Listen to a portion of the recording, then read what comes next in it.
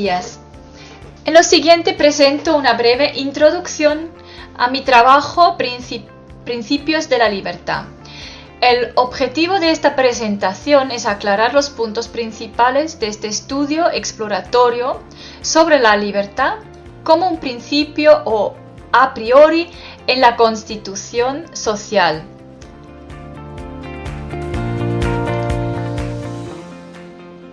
A continuación, daré una breve descripción general para recordar los puntos principales de esta investigación y después presentaré directamente la aplicación del juego de realidad alternativa como recreación narrativa a partir de datos científicos a través de las opciones de selección sobre la codificación de la historia y a través del tejido que crea el proceso narrativo hacia una historia de gran argumento. El corazón de esta investigación fue la idea de que la ontología de la persona se basa en la brecha de transición kantiana, la brecha lógica entre lo empírico y lo ideal, entre cuerpo o materia y mente como nous. En resumen, entre lo que se conoce, epistemología, y lo que se constituye en la existencia, ontología.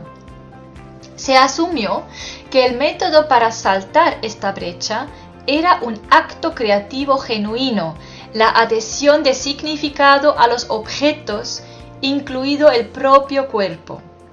Así, en cierto sentido, la mente era un dispositivo orientado hacia la integridad, que como tal no existía en el mundo real.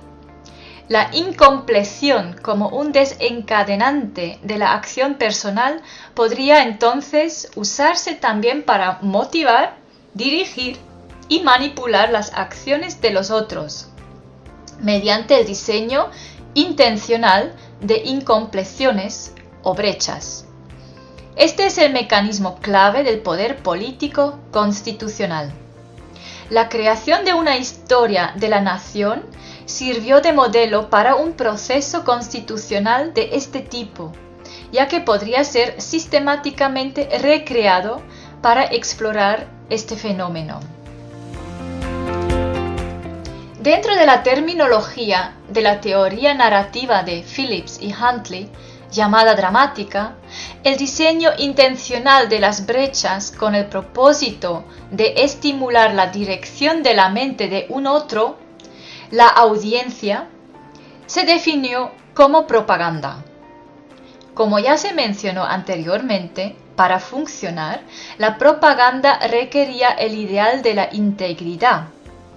Dramática definió esto por la presencia de 4 perspectivas, las 4 líneas de paso y la codificación diligente de todas estas perspectivas a lo largo de una historia. Estas 4 líneas de paso se superponen con los 4 puntos cardinales posibles en las diferentes teorías de la constitución social analizadas aquí. Las perspectivas yo, tú, nosotros y ellos, en Alfred Schütz, Laín Entralgo y Frankl. Albert Schweitzer, en su Reverencia por la vida, ofreció, más allá de una descripción teórica detallada, un método para analizar diferentes sociedades según su grado de ética, en el que estos puntos cardinales se describían como afirmaciones simultáneas del yo, el otro, el mundo y el ideal. Según Schweitzer, el desafío para cada sociedad y en paralelo para cada persona era orientar las acciones de uno hacia la reverencia por la vida. Esto implicaba que todos los puntos cardinales debían ser afirmados en el mayor grado posible.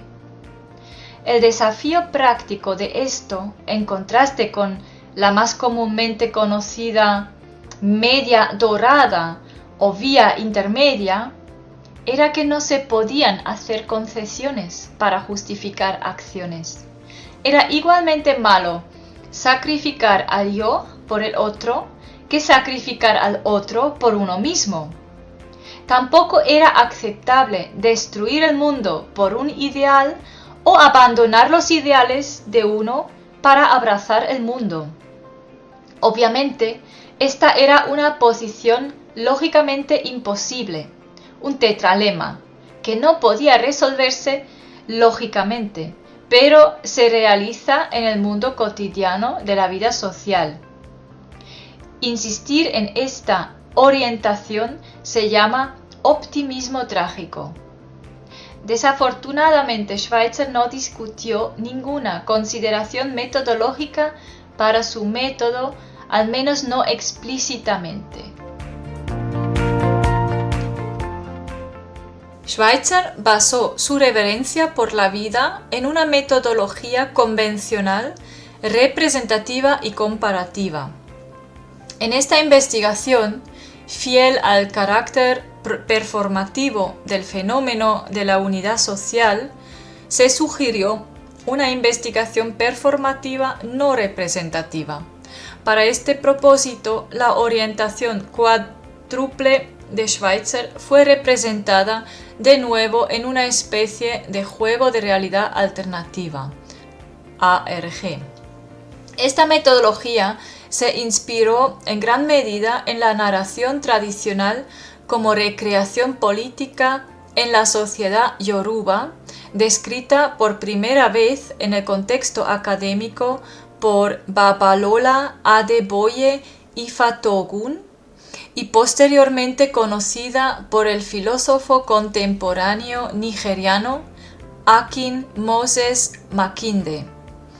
También se encontraron enfoques performativos similares en la cultura sincrética de Brasil y en su ritual el congado, o en la antigua tradición aborigen australiana de la alcheringa, también traducida como el sueño o soñar. La mayoría de las dudas y críticas del jurado parecían estar relacionadas directamente con la metodología elegida, reconocidamente no convencional. Por este motivo me concentraré a continuación en la aplicación específica de la investigación performativa desarrollada por este estudio. El proceso de investigación comprendió 4 fases. Primero, la selección. Segundo, la preparación. Tercero, la codificación. Y cuarto, la producción de datos. Cada una de las 4 fases de investigación se abordó de 4 maneras a 4 niveles diferentes de abstracción. 1. Lo convencional empírico. 2. La coyuntura crítica. 3. La integración manipulación. Y 4. La categorización a nivel relacional. Aunque no era necesario seguir estrictamente este orden, representa el flujo general de los datos. Comenzaré con lo dado y explicaré de manera consecutiva los pasos en relación con los mecanismos principales del juego, la propaganda de dramática. En línea con otros enfoques en el aprendizaje autoguiado colaborativo, también conocido como aprendizaje comunitario, todo el proceso comenzó con un problema común. En este caso, el foco radica en un problema universal, el hecho de generación de la persona que es cogenerativa con la constitución de la comunidad o sociedad a la que pertenece. A partir de este problema bastante abstracto, surgieron problemas más concretos de la vida real que se manifestaron implícitamente o explícitamente. Si fueron implícitos, es decir, más bien inconscientes, el proceso comenzaría con la historia primero, probablemente una historia ya existente. En el otro caso, el proceso comenzaría con la definición del problema que se había desarrollado en gran parte en la parte teórica de este estudio. El problema de la unidad social se redujo a la necesidad de una tarea específica, un acto creativo que podría realizar lo imposible y saltar la brecha de transición kantiana, también conocida como brecha noética en la psicología frankliana. Este fue el origen o a priori de la brecha lógica, a través de la cual se crea el efecto de la propaganda según gramática. Se señaló en las diapositivas con un pequeño sol amarillo, que simboliza el catus coti, el tetralema, donde se aplicó. La sociedad de muestra para esta investigación y su problema actual fue definida por la transición suiza del siglo XIX, desde su sistema de castas medievales hacia el Estado-nación democrático y moderno, tal como forma parte del discurso actual en Suiza, incluyendo cuestiones como su actual papel como posible miembro de la Comunidad Europea y su posicionamiento ante las amenazas de la crisis financiera y geopolítica mundial. Este caso fue elegido solo para la explicación del proceso de juego. Si jugáramos un juego de realidad alternativa entre las personas presentes aquí y ahora, probablemente elegiríamos una población diferente para nuestra historia. Una vez que los datos quedaron claros, el siguiente paso fue negociar nuestra historia común de la nación y los efectos implícitos de propaganda en los pasos de opciones de selección, composición de la estructura y dinámica de la historia, la narración de la historia y la relación general entre el autor y el lector, respectivamente la audiencia. La herramienta clave para la recolección de datos y la selección de datos fue la base de datos interactiva programada en PHP MySQL para esta investigación, llamada Spindle. Principalmente consiste en tablas relacionales a través de las cuales los datos pueden manipularse de forma controlada, y el proceso de manipulación y madurez de los datos podía rastrearse hasta su fuente empírica original en cada momento. Esto significa que el proceso creativo es monitoreado objetivamente durante todo el juego. Spindle ofrece la posibilidad de comparar cada paso con estándares externos como por ejemplo códigos de autoridad internacionales para nombres, documentos bibliográficos, lugares y unidades semánticas. Para una mejor orientación, a continuación, las tablas relevantes se señalaron en la diapositiva en la esquina superior derecha. Los colores se refieren a las diferentes fases del proceso. El método de recolección de las muestras fue el muestreo de cohorte, que siguió diferentes estrategias de muestreo según los diferentes niveles de abstracción, a través de las fases de investigación.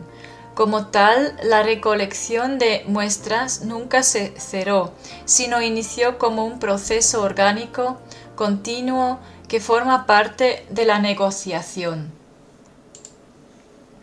Primero, los personajes históricos que luego podrían servir como personajes de la narrativa tenían que ser seleccionados y evaluados.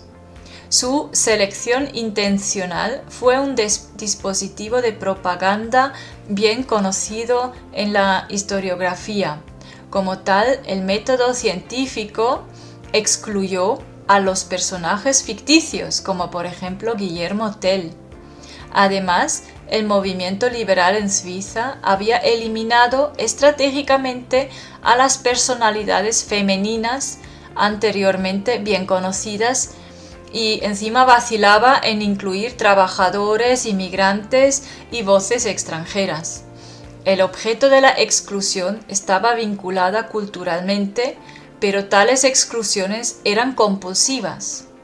Lo que era aún más relevante en este punto era la problemática de la historia como una ciencia que se basaba en datos necesariamente incompletos. El efecto de propaganda intrínseco, es decir, la brecha, no podía evitarse de ninguna manera, ni absteniéndose enfoques narrativos, ni limitando una narración histórica por los hechos fácticos conocidos.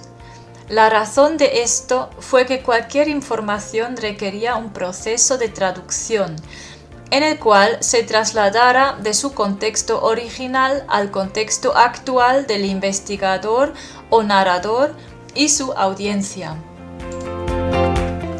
Se pudo automatizar una gran parte de la investigación histórica, incluida la recopilación de datos más importante a través de rastreadores, la transcripción a través de programas OCR y el escaneo de nombres, datos y palabras para una codificación automática en vivo.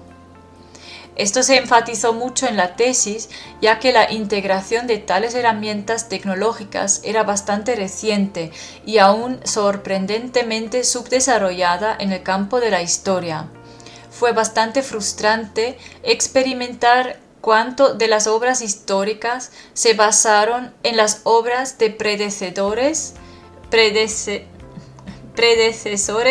en lugar de textos originales, que convirtieron la historia más de una vez en un juego de susurros chinos. Sin embargo, lo que más preocupaba a esta investigación era que una vez que se aseguraba la coherencia de los datos y se excluía la distorsión deliberada, seguía existiendo una divergencia significativa entre las posibles interpretaciones de dichos textos originales. Este fenómeno fue la razón bien conocida de la hermenéutica. No fue el propósito aquí discutir la credibilidad de una interpretación específica, sino más bien hacer que el proceso interpretativo sea trazable y anclarlo teóricamente a fin de mejorar la validación científica del proceso de manipulación. En otras palabras, al vincular un proceso hermenéutico con los datos originales y posicionarlo dentro de la estructura narrativa o retórica, se asumió que se detectaba y comparaba con mayor facilidad. Para la fundamentación teórica se propuso el análisis del marco de Goffman, especialmente el manejo de impresiones en combinación con las categorías de Frankel y su problema trágico. En el ejemplo de la diapositiva me pregunté por qué Weiss enfatizó su participación como miembro del Consejo Cantonal, a pesar de que en ese momento también era el consejero mayor de guerra y líder de la joven guardia de la ciudad. Consideré que podría haber deseado darle autoridad a su discurso y una justificación de su participación en el conflicto, al mismo tiempo que le restaba importancia al carácter agresivo de su papel como líder militar. Ciertamente, otro jugador, cualquiera de ustedes, podría haber interpretado esto de una manera diferente. Una vez que nos ponemos más o menos de acuerdo sobre la mejor interpretación, la más creíble de los datos, tuvieron que ser contextualizados en una nueva historia, la que escribimos nosotros. Esto se hizo traduciendo la autoexpresión de los textos autobiográficos a una perspectiva de tercera persona, como escenas de personajes, y combinándolo con el texto autobiográfico de otro personaje en las llamadas escenas de encuentro, las escenas reales de nuestra historia.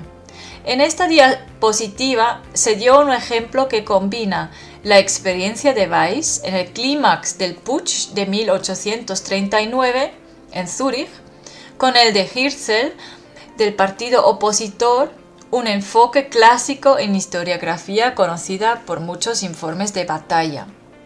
Debe observarse aquí que la elección del clímax en sí, los momentos de encuentros significativos, ya era un acto manipulador.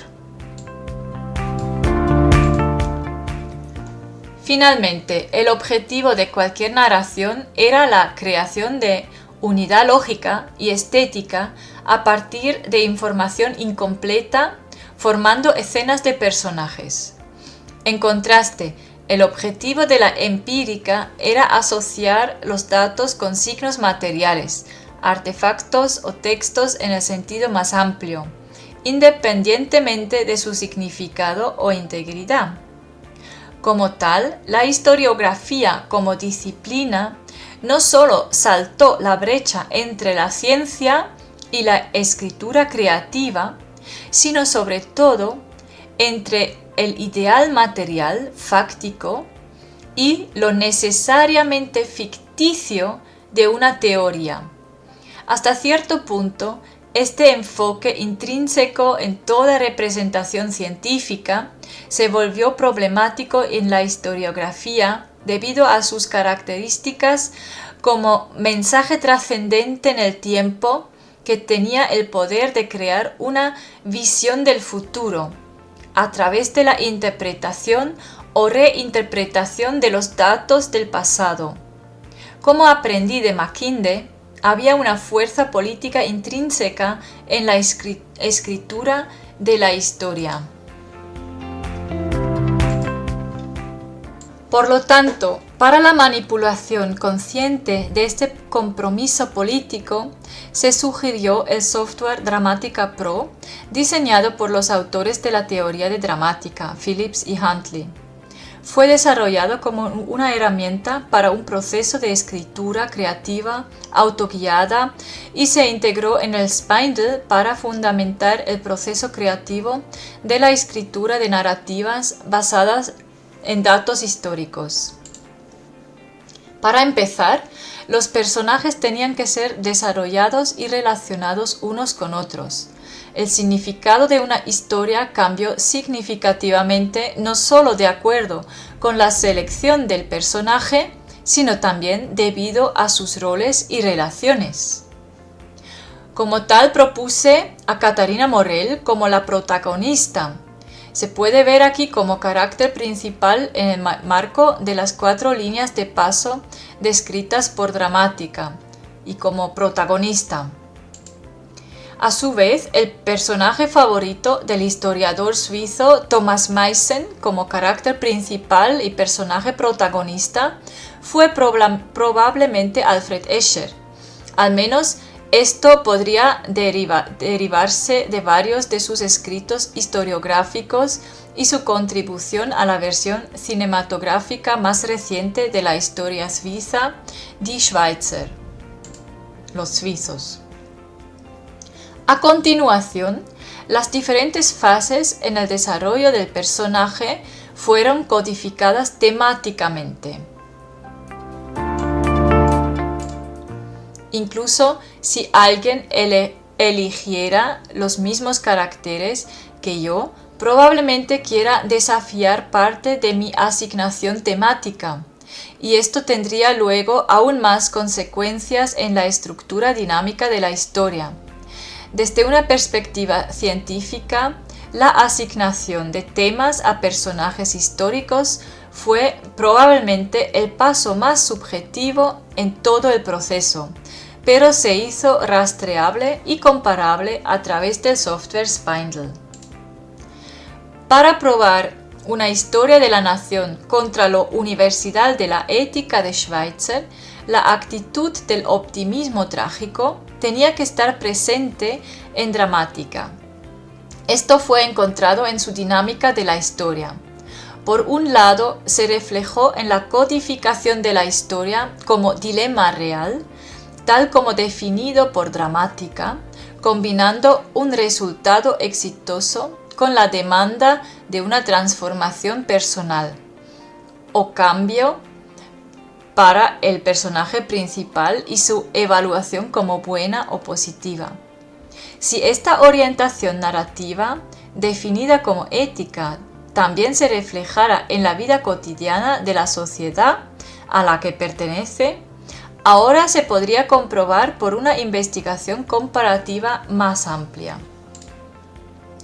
Lo que se hizo directamente visible a través de este enfoque estructural de las narrativas fue la interdependencia entre la situación y la acción individual en un sentido goffmaniano, con el cual se podía jugar de forma deliberada.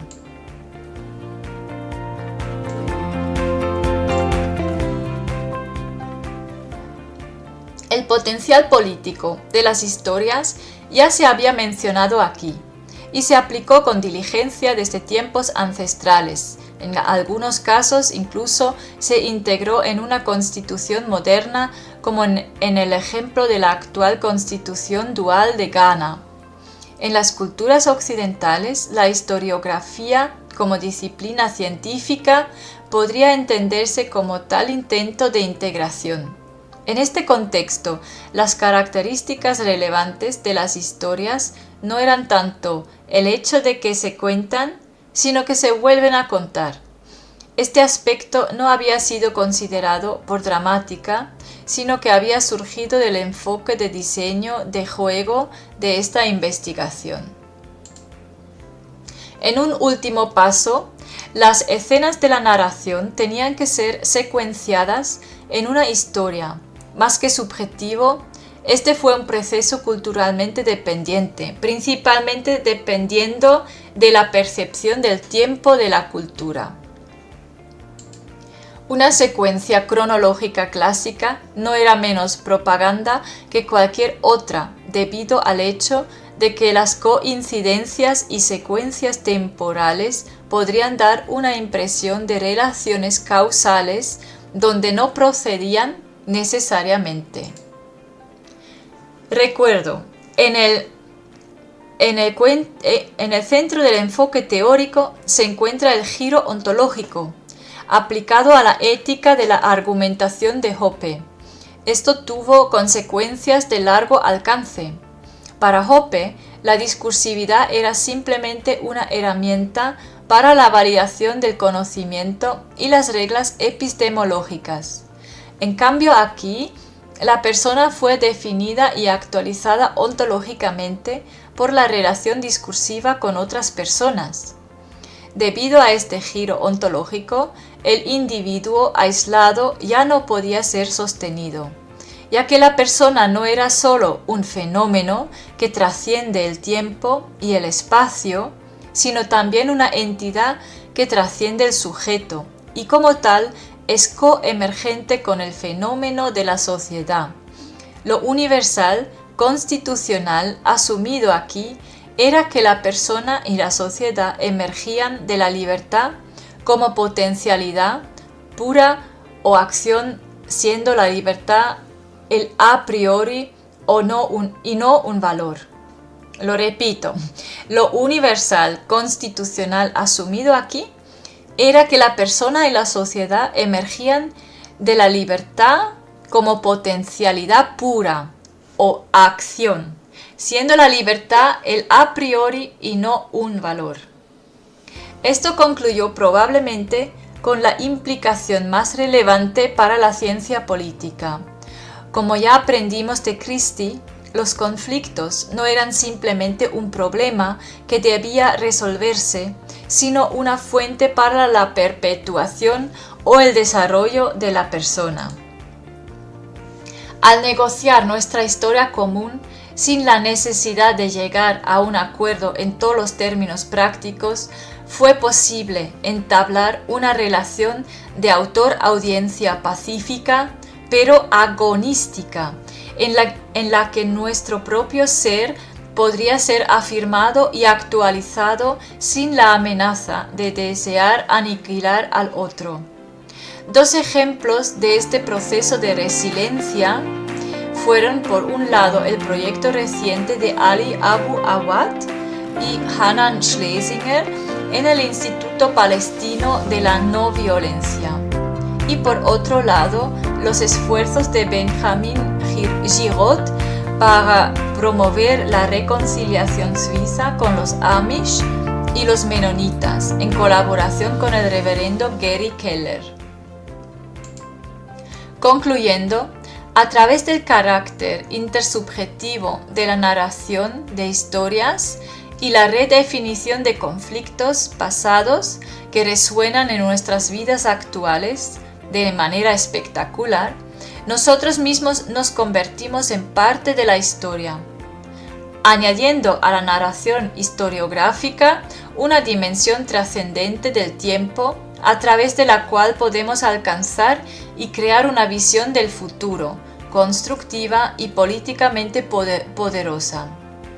Finalmente, ¿encontró la propaganda oculta como conciencia en mi texto? Es una pregunta. Posiblemente hubiera funcionado mejor con una audiencia suiza. Sí, correcto. Es la idea de que Suiza podría servir como estado modélico. Esto en sí ya es propaganda. Como resumen estético de este proceso casi místico, en el que la mente se manifiesta en la existencia como cuerpo, propuse el mantra de Leonard Cohen: Dios está vivo, la magia está obrando. Espero que hayan disfrutado esto y muchas gracias por escuchar. Por favor, siéntense libre de contactarme con sus preguntas.